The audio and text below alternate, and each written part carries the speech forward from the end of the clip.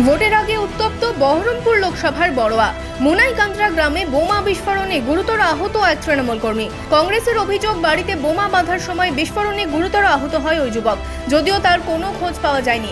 পরিবারের দাবি, শেখ আলী জিন্না নামে ওই যুবকের হাত উড়ে গিয়েছে। জানা গেছে, বুধবার রাতে মুনাইকান্দ্রা ওই তৃণমূল কর্মীর বাড়িতে বিস্ফোরণের ঘটনা ঘটে, এতেই আহত হয় শেখ আলী জিন্না। পরিবারের দাবি, পরপর বিস্ফোরণের শব্দ শোনা যায়, এতেই আহত হন ওই তৃণমূল কর্মী। শব্দ হইলো, ছুটি বাড়িতে এসে আগে নিয়ে গেছে, এবারে কে কোথা কি করে সব নিয়ে গেছে আমি জানি না গো।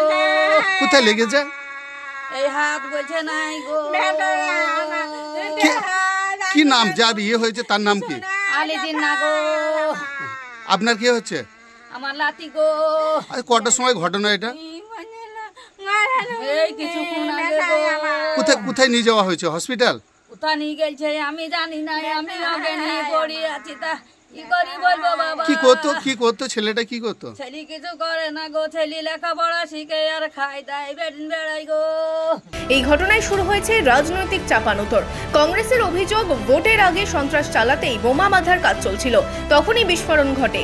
এই ঘটনায় সরাসরি তৃণমূলের দিকে অভিযোগ তুলছে কংগ্রেস।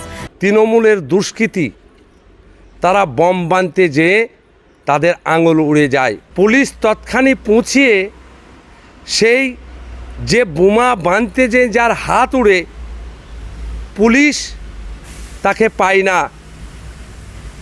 তাই লোকসভার ভোট যত আগিয়ে যাচ্ছে, বহরমপুর লোকসভার ভোট যত আগিয়ে যাচ্ছে, তত দ্রুত গতিতে এই দুষ্কৃতীদের বাড়বাড়ন্ত চরম সীমার মধ্যে উঠেছে। যদিও কংগ্রেসের অভিযোগ মানতে নারাজ তৃণমূল। কে বা কাহারা বোম মানছিল সেখানে জনগণ বলবে, সেখানকার সাধারণ মানুষ বলবে। যে বাড়িতে বোম ব্লাস্ট হয়েছে তারা কোন দলের সমর্থক সেটা সেই এলাকার মানুষ বলবে। ভোটের আগে বিস্ফোরণের ঘটনায় চাঞ্চল্য ছড়িয়েছে এলাকায়। কী কারণে বিস্ফোরণ তা খতিয়ে দেখছে police. Bureau report, Madhyabanga news.